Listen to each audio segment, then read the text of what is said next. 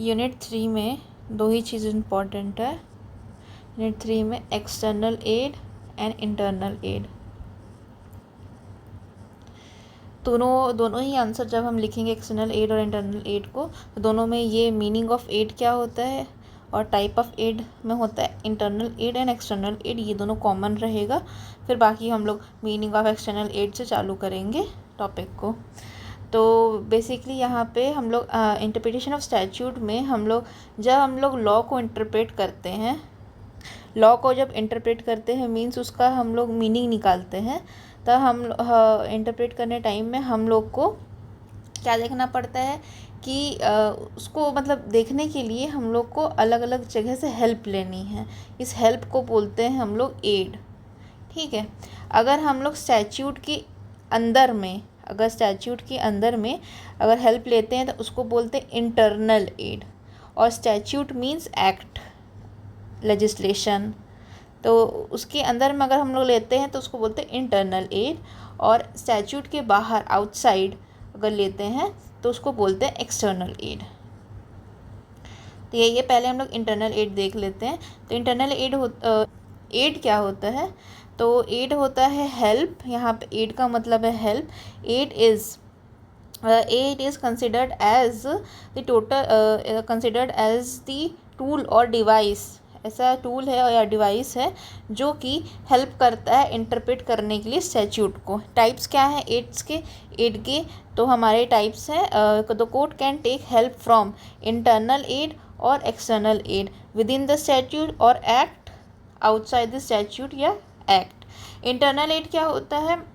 तो internal add वो help होता है जो कि अवेलेबल रहता है स्टैट्यूट के अंदर ही, एक्ट के अंदर ही, तो उसको बोलते हैं हम लोग इंटरनल एड। ये हेल्प करता है कोर्ट को, लीगल या फिर कोर्ट को भी हेल्प करता है और लीगल प्रोफेशनल को भी हेल्प करता है अंडरस्टैंड करने के लिए कि क्या इंटेंट रहा, क्या मीनिंग रहा और क्या स्कोप रहा लेजिस्लेचर का। मीन्स लेजिस्लेचर ने क्या चीज़ के लिए इसको बनाया है, ये चीज़ को पता करने के लिए क्या हेल्प करता है? इंटरनल एड हेल्प करता है। ठीक है, जब लैंग्वेज स्टैट्यूट का, किसी एक्ट का लैंग्वेज जो है ना वो क्लियर नहीं होता है, अनक्लियर होता है, एम्बिगुअस होता है, या तो फिर मल्टीपल इंटरप्रिटेशन निकल रहे हैं, अलग अलग मीनिंग निकल रही है, तब उस केस में हम क्या करते हैं, हम उसको इंटरनल एड की हेल्प से उसको इंटरप्रेट करते हैं और उसका रियल मीनिंग को डिफाइन करते हैं। फिर जज may refer to these internal element to resolve such confusion. अगर कन्फ्यूजन होता है तो जज क्या कर सकते हैं, इसको इंटरनल एलिमेंट्स को हम लोग रिजॉल्व करने में हेल्प में ला सकते हैं। अब होते क्या है इंटरनल एड्स? तो हमारे पास लिस्ट है इंटरनल एड्स की, जैसे टाइटल हो गया। ठीक है, टाइटल, हेडिंग मतलब प्रियम्बल हो गया, इंट्रोडक्शन, हेडिंग हो गई, जो हमारा जो चैप्टर का पार्ट का और चैप्टर का जो हेडिंग होता है वो हो गया। मार्जिनल नोट्स हो गए, जैसे एक्ट में हम लोग के नीचे मैसेज रहता है ना, जो पेज एंड होता है, जैसे कोई पर्टिकुलर, जैसे ये पेज है, तो जब हम बेयर एक्ट को देखते हैं तो नीचे में एक नोट रहता है, उसको बोलते हैं मार्जिनल नोट्स। ठीक है, और उसके बाद ये डेफिनेशन हो गया हमारा। इंटरप्रिटेशन क्लॉज, हमेशा जो एक्ट रहता है ना उसका सेकेंड या थर्ड जो सेक्शन होता है ना वो इंटरप्रिटेशन क्लॉज रहता है, मींस डेफिनेशन क्लॉज रहता है। उसमें चीज़ जो वर्ड्स रहते हैं ना उसके बारे में डिस्क्रिप्शन दिया रहता है। और डेफिनेशन भी बहुत तरह के होते हैं। ठीक है, मीन्स उसमें दिया रहता है कि इसका मतलब क्या होगा, और मीन्स और इंक्लूड भी रहता है, कई बार खाली बस इंक्लूडेड रहता है, इस टाइप के डेफिनेशंस भी दिए रहते हैं। और प्रोवाइज़ो रहता है, मींस जैसे कोई सेक्शन है, फिर सब सेक्शन है या क्लॉजेस है, उसके बाद में क्लैरिफिकेशन के लिए प्रोवाइडेड दैट लिखा रहता है, उसको बोलता है proviso, additional information. Illustration means examples. फिर एक्सप्लेनेशन, कोई भी चीज़ अनक्लियर है तो उसको प्रोवाइज़ो या एक्सप्लेनेशन से और क्लैरिफाई किया जाता है। शेड्यूल, ये एक तरह का अटैचमेंट रहता है एक्ट में, मींस सेक्शंस के बाद ये स्टैट्यूट्स प्रेजेंट रहते हैं। पंक्चुएशन, तो जहाँ पे ये भी रहता है हमारा। अब इसमें डिटेल में जाते हैं। तो इंटरनल एड में सबसे पहला है हमारा title, short title, long title. Title means heading, means जैसे एक्ट है, जैसे हम लोग ने अभी पढ़ा CPC, शॉर्ट फॉर्म में CPC हम लोग बोल रहे हैं, ये तो बोलचाल की भाषा है। लेकिन उसका उसको हम लोग बोलते क्या है, the code of civil procedure, उसका पूरा नाम है ना, जो नाम रहता है ना उसको हम लोग शॉर्ट टाइटल बोलते हैं, ठीक है। फॉर्मल नेम रहता है जो कि एक्ट में साइटेड रहता है, और लिमिटेड वैल्यू इन द इसका लिमिटेड वैल्यू होता है क्योंकि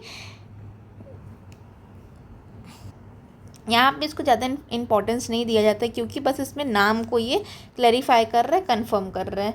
ये जो लॉन्ग टाइटल होता है ना वो बहुत डिस्क्रिप्टिव होता है, रिफ्लेक्ट करता है कि क्या जनरल पर्पस है, स्कोप है स्टैट्यूट का, और ये कोर्ट में कैसे यूज़ हो सकता है अंडरस्टैंड करने के लिए लीगल इंटेंट को। यहाँ पे हम लोग देख सकते हैं जो द TPA लिखा है जो हमारे पास, उसको बोलते हैं ये the transfer of property act 1882, ये इसका शॉर्ट टाइटल है। शॉर्ट में हम इसको क्या नाम देंगे, शॉर्ट में क्या बुलाएंगे, इसका लॉन्ग टाइटल ये रहा। इसमें बताया जाता है कि क्या स्कोप है, क्या ऑब्जेक्टिव है। तो जैसे TPA हम लोग देख रहे हैं, TPA में क्या लिखा है कि ये एक्ट जो है ना वो अमेंड करेगा लॉ जो भी रिलेटेड है ट्रांसफ़र ऑफ प्रॉपर्टी एक्ट से, और यहाँ पे act of the party important है, मतलब जो भी काम हो गया एक्ट ऑफ द पार्टी का एक तरह से बता रहा है कि क्या करेगा और कैसे करेगा और कौन करेगा, यही चीज़ बता रही है। हाँ, तो यहाँ पे यही बोल रहे थे कि ये ज़्यादा डिस्क्रिप्शन दिया रहता है और इसमें जनरल पर्पस दिया रहता है और स्कोप दिया रहता है, क्या इंपॉर्टेंस है ये भी दिया रहता है, मतलब बेसिकली इसके एक्ट के बारे में बताता है कि उसकी क्या क्या चीज़ें इंपॉर्टेंट है या फिर क्या चीज़ उसको रेफ़र कर रहे हैं, ये बताता है। डिस्क्रिप्शन रहता है, रिफ्लेक्ट करता है जनरल पर्पस को और स्कोप ऑफ द स्टैट्यूट को, और कोर्ट में use it to understand the legislative intent, मतलब लेजिस्लेचर क्या करना चाहता है ये चीज़ को पता करने के लिए हम लोग लॉन्ग टाइटल को देखते हैं एक्ट के, और नाम पता करने के लिए हम लोग शॉर्ट टाइटल को देखते हैं, ठीक है। जैसे एग्जांपल यहाँ पे इसमें भी दिया गया है, protection of children of sexual offences act 2012। ये लॉन्ग टाइटल क्या करता है, इंडिकेट करता है कि जो एक्ट है ना वो बचाना है किसको, चिल्ड्रंस को सेक्सुअल ऑफेंसेस से। तो ये बता रहा है लेजिस्लेटिव इंटेंट की ये क्यों लाया गया। अब जो भी प्रोविजंस होंगे ना इस एक्ट के वो ऐसे ही रहने चाहिए, मतलब अगर कोई भी प्रोविज़न में अगर कुछ भी अनक्लियरनेस हुआ, कुछ भी क्लैरिटी नहीं मिल रही है, तो हम लोग इसके एक्ट में जाएंगे और उसका इंटेंट देखेंगे, हम हाँ ये समझ गए हैं कि ये प्रोटेक्ट करने के लिए, बच्चों को बचाने के लिए ये एक्ट बनाया गया सेक्सुअल ऑफेंसेस से। तो एक्ट पूरी की पूरा एक्ट इसी चीज़ को ध्यान में रखेगा। फिर है प्रियम्बल जो है वो ऑब्जेक्टिव को बताता है। प्रियम्बल और लॉन्ग टाइटल को हम लोग सिमिलर बना सकते हैं। ये ऑब्जेक्टिव बताता है कि क्या अचीव करना चाहता है ये एक्ट, और ये पर्पस क्या है। ये इन्फोर्सिएबल नहीं है, प्रियम्बल जनरली इन्फोर्सिएबल नहीं होते, बट ये जो लैंग्वेज रहती है स्टैट्यूट की अगर अनक्लियर है तो प्रियम्बल से हम लोग उसको चेक कर सकते हैं कि लेजिस्लेचर क्या करना चाहता था। फिर हेडिंग में हमारा आता है, चैप्टर की हेडिंग होती है, ठीक है। चैप्टर को ईजिली अंडरस्टैंड करने के लिए हेडिंग्स दिए गए हैं, पार्ट्स में हेडिंग होते हैं, चैप्टर्स में हेडिंग होते हैं। ये सब्जेक्ट मैटर बताता है प्रोविज़न का, किस मुद्दे पर ये प्रोविज़न बेस्ड है, और ये भी है may be considered while interpreting the sections. और ये जो चैप्टर की हेडिंग है ना, कभी कभी सेक्शन को इंटरप्रेट करने के लिए, अंडरस्टैंड करने के लिए हम लोग इसकी हेडिंग को भी देखते हैं।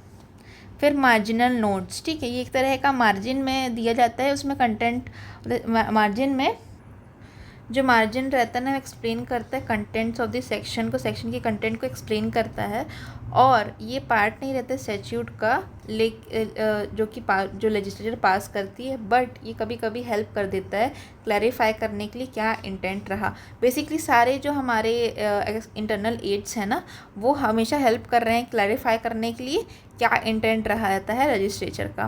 फिर डेफिनेशन या इंटरप्रिटेशन क्लॉज, ये मीनिंग बताता है जो भी वर्ड्स हमारे लॉ में यूज़ किए गए हैं, ताकि और बार बार रिपीट होता है तो उसके same explanation through out the act हम लोग दे नहीं सकते थे, इसीलिए इसको एक ही बार में एक्सप्लेन कर दिया जाता है कि आगे में जितने भी बार ये शब्द इस्तेमाल किया जाएगा उसका मतलब यही होगा।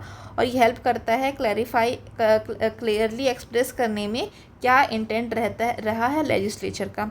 टाइप्स ऑफ डेफिनेशन दो तरह के होते हैं हमारे पास मीन्स वाले हैं और मीन एंड इंक्लूड वाले हैं। मीन्स का मतलब होता है उसको डिफ़ाइन करता है कि वो मतलब डिफ़ाइन करता है, एग्जॉस्टिव मीनिंग देता है, और मीन एंड इंक्लूड भी रहता है, मतलब भी यही होगा, और उसमें लिस्ट ऑफ थिंग्स बता देते हैं कि ये चीज़ें आती हैं।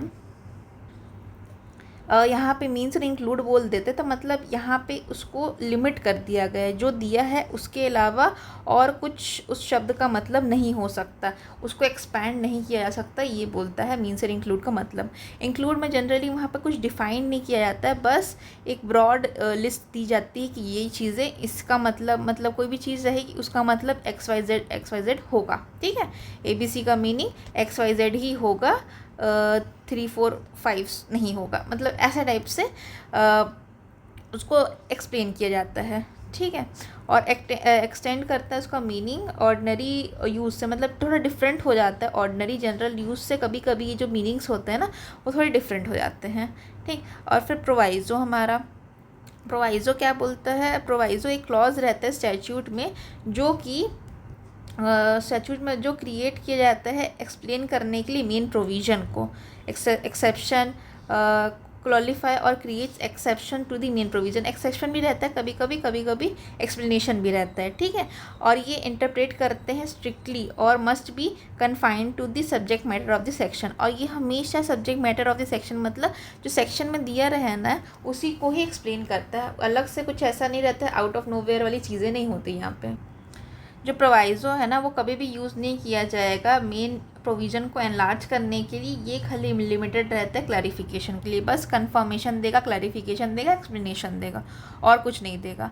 फिर इलस्ट्रेशन इसका क्या है, एक्सप्लेन्स एग्जाम्पल्स ये रहते हैं, एक्सप्लेन करते हैं कैसे प्रोविज़न अप्लाई करना चाहिए, ये बाइंडिंग नहीं होता बट हेल्प करता है इंटरप्रिटेशन करने में।